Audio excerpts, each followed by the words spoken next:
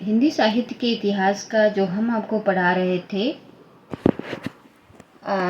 आधुनिक गद्य साहित्य परंपरा का परिवर्तन, प्रकरण 1, प्रथम उत्थान, संवत 1925 से 1950। सामान्य परिचय हमने पढ़ा लिया है पिछली वीडियो में, और भारतेंद्र हरिश्चंद्र के भाषा और उनके बारे में, लल्लू में ने ब्रज भाषापन, सदन मिश्र में पूर्वीपन, राजा शिव प्रसाद में उर्दूपन, शब्दों तक की परिमिति न था, वाक्य विन्यास तक में घुसा था। राजा लक्ष्मण सिंह की भाषा विशुद्ध और मधुर तो अवश्य थी, आगरा की बोलचाल का पुट उनमें कम न था। तो इस तरह से हमने पढ़ाई थी सामान्य परिचय में। उसके बाद हमने आपको पेज नंबर 388 से पढ़ा दिया था। अब हम आज आपके सामने PDF है, पेज नंबर 87। यहाँ से हम आपको रीड करते हैं। पेज नंबर 88 देखिए।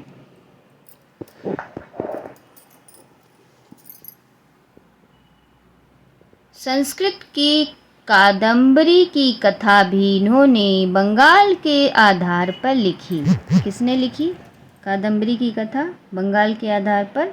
राधाचरण गोस्वामी ने कई उपन्यास अनुवाद किए। तदनंतर बाबू गदाधर सिंह ने बंग विजेता और दुर्गेशन दिनी का अनुवाद किया से है आपका PDF में। संस्कृत की कादम्बरी की कथा भी इन्होंने बंगाल के आधार पर लिखी। पीछे तो बाबा राधा कृष्ण, बाबा कार्तिक प्रसाद खत्री, बाबा राम कृष्ण वर्मा आदि ने बांग्ला के उपन्यासों का अनुवाद की। जो परंपरा चलाया वह बहुत दिनों तक चलती रही। इन उपन्यासों में देश के सर्वसामान्य जीवन बड़े मार्मिक चित्र रहते थे। प्रथम उत्थान का अंत होते होते तो अनुदित उपन्यासों का तांता बध गया। किसका उपन्यास का तांता बध गया? अनुदित, यानी अनुवाद करने वाले का। पर पिछले अनुवादकों पर अपनी भाषा पर वैसा अधिकार न हुआ था। अधिकांश अनुवाद पर्याय भाषा का ठीक हिंदी रूप देने में असमर्थ रहे। कहीं कहीं तो बंगला के शब्द और मुहावरे तक जो के त्यों रख दिए जाते थे, जैसे कादना, सिहरना, धू धू करके आग जलाना, छल छल आंसू गिराना इत्यादि। इन अनुवादों में बड़ा भारी काम यह हुआ कि नए ढंग से सामाजिक और ऐतिहासिक उपन्यासों के ढंग का अच्छा परिचय हो गया और स्वतंत्र उपन्यास लिखने की प्रवृत्ति और योग्यता उत्पन्न हो गई। हिंदी गद्य के सर्व तो अनुमुखी गति का अनुमान इसी से हो सकता है कि 2500 पत्र पत्रिकाएं हरिश्चंद्र के जीवन में निकली, जिनके नाम नीचे दिए जाते हैं। देखिए नाम है इसमें। अल्मोड़ा अखबार, संवत 1928, संपादक पंडित सदानंद सलवास, हिंदी दीप्ति प्रकाश, कलकत्ता 1929, कार्तिक प्रसाद खत्री, बिहार बंधु, संवत 1929, केशवराम भट्ट, सदादर्श दिल्ली 1931, लाला श्रीनिवास दास, काशी पत्रिका 1933, बाबा बलदेव BA, शिक्षा संबंधी मासिक, भारत बंधु 1933, तोताराम अलीगढ़, भारत मित्र कलकत्ता, संवाद 1934, रुद्रदत्त। देखिए PDF है और मैं पढ़ रही हूँ, तो आप इसे सुनिए। इम्पॉर्टेंट एक किसी किताब का नाम आ सकता है कि किसने लिखा या किसका है। मित्र विलास लाहौर 1934, कन्हैयालाल, हिंदी प्रदीप प्रयाग 1934, पंडित बालकृष्ण भट्ट मासिक, आर्य दर्पण शाहजहाँपुर 1934, मोहम्मद बख्तावर सिंह और मुश्ताक बख्तावर सिंह, सार सुधानिधि कलकत्ता 1935, सदानंद मिश्र, उचित वार्ता कलकत्ता 1935, दुर्गा प्रसाद मिश्र, सज्जन कीर्ति सुधा उदयपुर 1936, वशीधर भारत सुदशा प्रवर्तक फर्रुखाबाद 1936। गणेश प्रसाद कहाँ से निकलता? फर्रुखाबाद से। भारत सुदर्श प्रवर्तक। आनंद कादम्बनी, देखिए आनंद कादम्बनी पाठ। मिर्ज़ापुर 1938। उपाध्याय बद्री नारायण चौधरी मासिक। देश हितैषी अजमेर 1936। दिनकर प्रकाश लखनऊ 1940। रामदास वर्मा धर्म, देखिए दिनकर का दिनकर नहीं, दिनकर प्रकाश लखनऊ 1940 में निकाली गई। रामदास वर्मा, ये सब पत्रिकाएं हैं। धर्म दिवाकर कलकत्ता 1940। देवी सहाय। प्रयाग समाचार 1940। देवकीनंदन त्रिपाठी। ब्राह्मण कानपुर 1940। प्रताप नारायण मिश्र। शुभचिंतक जबलपुर 1940। सीताराम। सदा चार मंडक जयपुर 1940। लाल चंद शास्त्री। हिंदुस्तानी इंग्लैंड 1940। राजा राम सिंह। दैनिक पीयूष प्रभाव काशी 1941। अंबिका दत्त व्यास। भारत जीवन काशी 1941। रामकृष्ण वर्मा।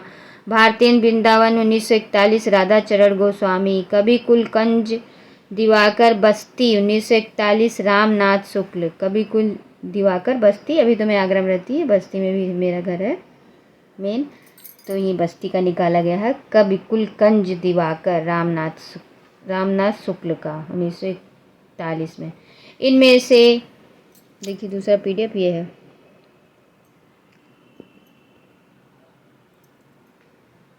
इनमें से अधिकांश पत्र पत्रिकाएं में थोड़ी ही दिन चलकर बंद हो गई, पर कुछ ने लगातार बहुत दिनों तक लोकहित साधन और हिंदी की सेवा की, जैसे बिहार बंधु, भारत जीवन, उचित वक्ता, दैनिक हिंदुस्तान, आर्य दर्पण, ब्राह्मण, देखिए ब्राह्मण बहुत इम्पोर्टेंट है, हिंदी प्रदीप, मित्र विलास, सनातन धर्म का समर्थक पत्र था, जिससे पंजाब में हिंदी प्रचार का बहुत कुछ कार्य किया गया। ब्राह्मण, हिंदी प्रदीप और आनंद कादम्बनी साहित्य पत्र थे, जिनमें बहुत सुंदर मौलिक गद्य, प्रबंध और कविताएं निकला करती थीं।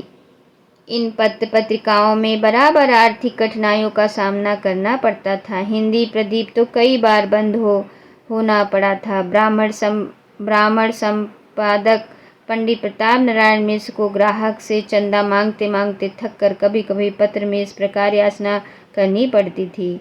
8 मास बीते जजमान, किसका है? प्रताप नारायण मिश्र का। उन्होंने चंदा मांग रहे अपनी पत्रिका के लिए इस कविता के द्वारा। 8 मास बीते जजमान, अब तो करो दक्षिणा दान। बाबू कार्तिक प्रसाद 8 सकता है, किसका है कथन? तो किसका है? प्रताप नारायण मिश्र का। 8 मास बीते जजमान, अब तो करो दक्षिणा दान, यानी धन दो।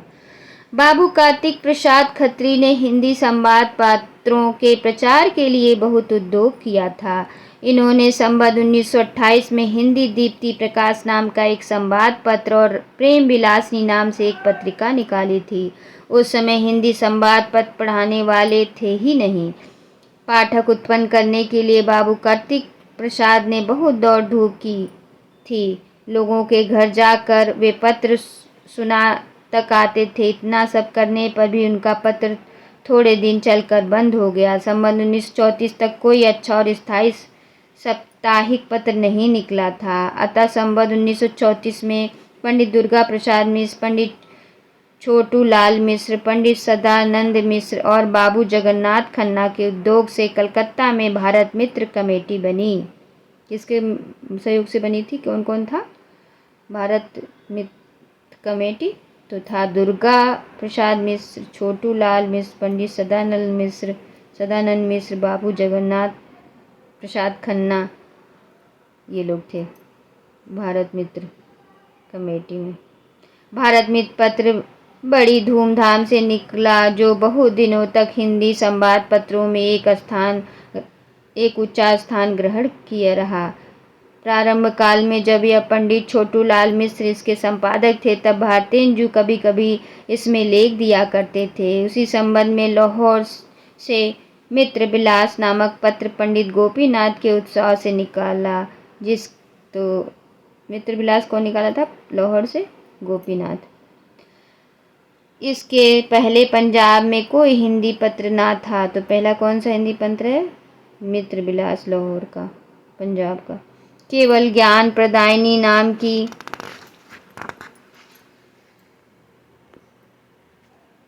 नाम की एक पत्रिका उर्दू हिंदी में बाबू नवीन चंद द्वारा निकली थी, जिसमें शिक्षा और सुधार संबंधी लेखों के अतिरिक्त महोत्तमत की बातें रहा करती थी। इसके पीछे जो हिंदी बंधाव निकला उसमें भी उर्दू और हिंदी दोनों रहती थी। केवल हिंदी का एकमात्र पत्र न था। कवि वचन सुधा की मनोहर लेख शैली और भाषा पर मुग्ध होकर ही पंडित गोपीनाथ ने मित्र विलास निकाला था। किसके उस पर मुग्ध होके? वचन सुधा, कवि वचन सुधा, जिसकी भाषा बहुत सुष्ठु और ओजस्विनी होती थी। भारतीय इनके गोलोकवास पर बड़ी ही मार्मिक भाषा में इस पत्र के शोक प्रकाश किया था और इसके नाम का संबंध चलने का आंदोलन उठाया था।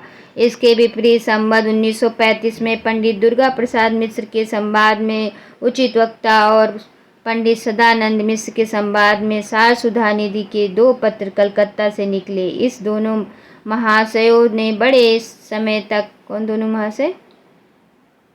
सदन मिश्र और सार सुधा निधि। संपादक दुर्गा प्रसाद मिश्र। कौन सा संपादक? सार सुधा निधि। 2 पत्र कलकत्ता से निकली। ठीक है। इन दोनों महाशयों ने बड़े समय पर हिंदी की एक बड़े अभाव की पूर्ति में योगदान दिया। पीछे कला का करके मानसवी और देशभक्त राजा रामपाल सिंह जी अपनी मातृभाषा की सेवा के लिए खड़े हुए और संवत 1940 में उन्होंने हिंदुस्तान नामक पत्र इंग्लैंड से निकाला। तो इंग्लैंड से कौन पत्र निकाला था? पहले मातृभाषा में अपने निकाले थे रामपाल सिंह जी, अपनी मातृभाषा की सेवा में इंग्लैंड से उन्होंने पत्र निकाला था। उन्होंने हिंदुस्तान नामक पत्र इंग्लैंड से निकाले, जिसमें हिंदी और अंग्रेजी दोनों रहती थी। भारतेंदु के गोलोकवास के पीछे संवत 1942 में यह हिंदी दैनिक के रूप में निकला और बहुत दिनों तक चलता रहा। इसके संपादक में देश पूज्य पंडित मदन मोहन मालवीय, पंडित कौन था इसका? हिंदुस्तान जो मातृभाषा के रूप में निकला था, उनके पीछे तो उन थे मदन मोहन मालवीय, उनके पीछे मदन मोहन मालवीय के पंडित प्रताप नारायण मिश्र, बाबू बाल मुकुंद गुप्त, ऐसे लोग रह चुके थे। बाबू हरिश्चंद्र के जीवन काल में ही अर्थात मार्च सन 1984 में बाबू राम कुमार वर्मा ने काशी से भारतीय जीवन पत्र निकाला। इस पत्र का नामकरण भारतेंदु ने ही किया। तो कौन से भारतेंदु ने 1884 में नामकरण किया था? भारत जीवन। किसने निकाली थी पहले उसे? तो रामकृष्ण ने निकाली थी। ठीक है। और इंग्लैंड की पहली पत्रिका कौन हिंदी मातृभाषा में निकाला था? क्या नाम था उसका? हिंदुस्तान नामक पत्र जो इंग्लैंड से निकाला था। किसने निकाला था? तो निकाला था, आपको देख लीजिए, रामपाल सिंह जी ने। ठीक है। तो ये रहा यहाँ समाप्त। हम आपको अगले दिन पढ़ाएंगे, अगले वीडियो में। आशा करती हूँ आप इसे सुनकर लाभ उठाएंगे। तो अगले वीडियो में आपको पढ़ाएंगे। ये देखिए, प्रकरण 2, गद्य साहित्य परंपरा का परिवर्तन, प्रथम उत्थान, भारतेंदु हरिश्चंद्र के बारे में कल का वीडियो। तो नमस्कार है। आशा करती हूँ आप इसे सुनकर अपने परीक्षा में लाभ उठाएंगे।